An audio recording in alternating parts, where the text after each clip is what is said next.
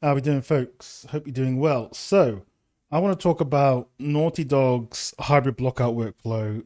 This is an old school workflow that I think is amazing because back when I was teaching environment art, I introduced a variation of this method, and we'll have a look at that in a moment after we go through the workflow.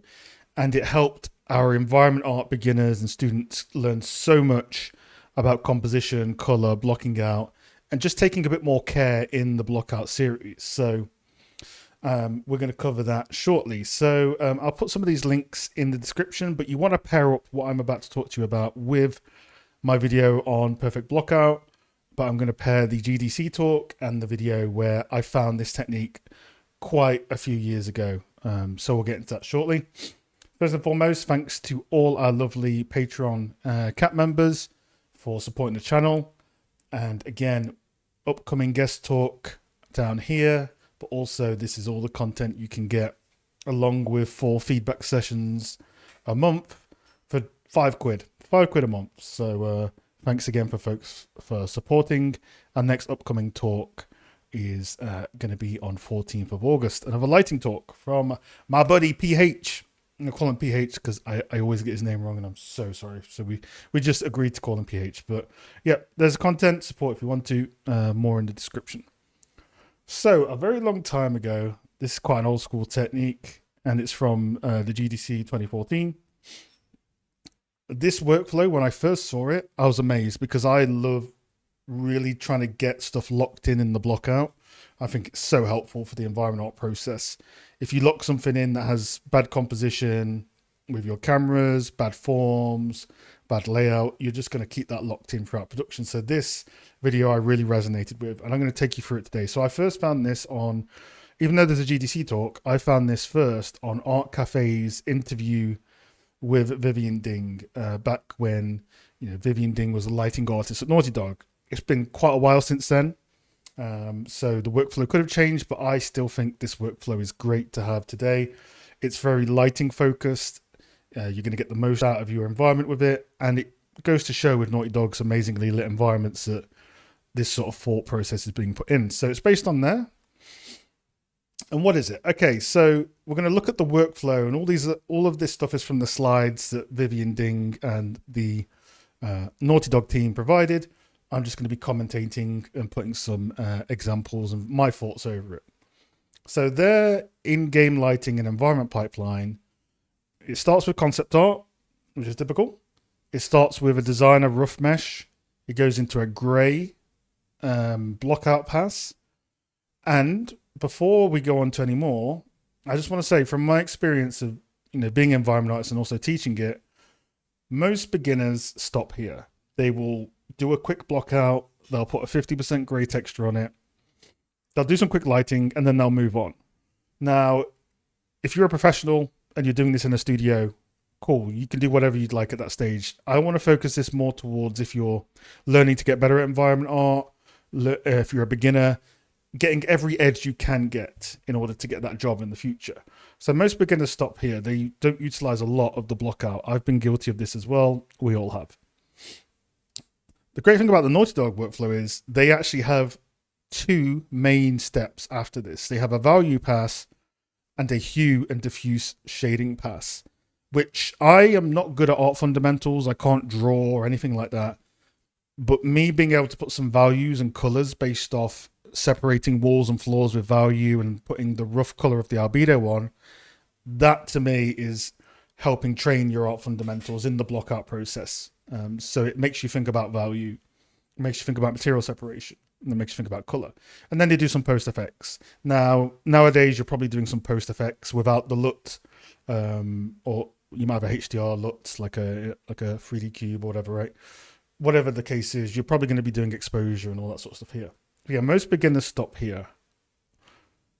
What we're going to do is we're going to go down and we're going to go through what this looks like. So we have a concept art, which is just, your typical, some nice overpainted photo bashing of an area. Nothing more needs to be said there. We all know what concept art is. Now, they don't provide designer block mesh in this talk, but I just grabbed a few examples. So you usually start with a level design block out, which can be done in SketchUp or Blender, Maya, in Unreal itself. It's usually focuses on the main paths and is quite primitive, right? So it's not meant to be detailed. Now, I will say these are a lot more detailed than what I've seen in my experience of level design blockouts. Like they already have some color separation, which is awesome. And here's just an example of how that translates into final art. You can see how close they are. They don't dramatically change. They change a little bit, obviously, because game development is fluid, but it's good to see the same core essence in there. Credits down here and on the bar here for the lovely folks that provided this. But yeah, your block mesh, it might have some basic lighting, but it's going to be quite focused on the gameplay, right, from level design. And that's what we call a block mesh. Next is where it starts to get into the hands of an artist. Or if you're an environment artist, you're probably starting at this phase where you start to block out over the concept art. So this is what we call first pass blockout, 50% gray plus lighting. A standard blockout is, what you can call this nowadays. So here's an example of a blockout from, Naughty Dog.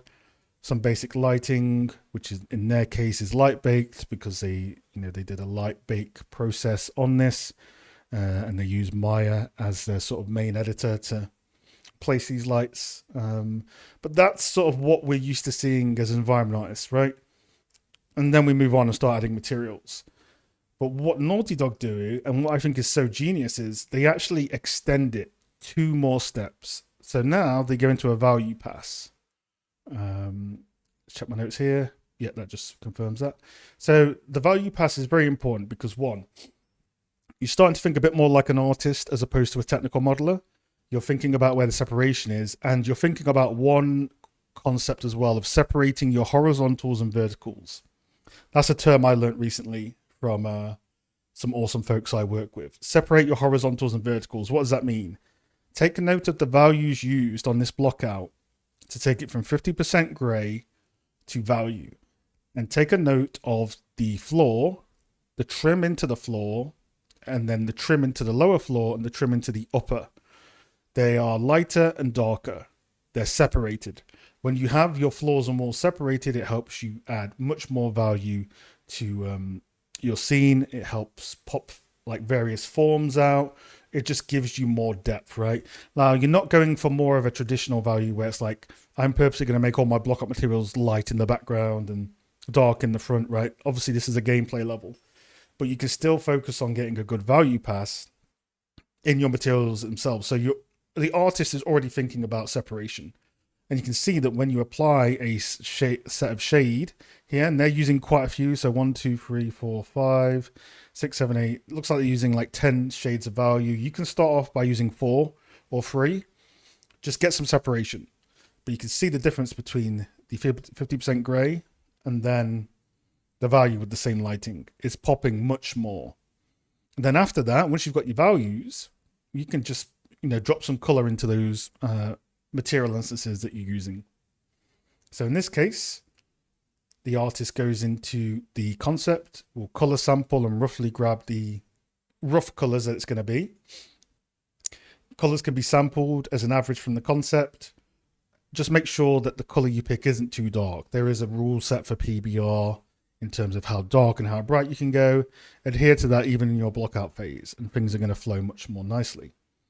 And now they take those parts that were separated by value, apply hue and color, and now you have color on your scene, which is awesome because lighting bounces color around.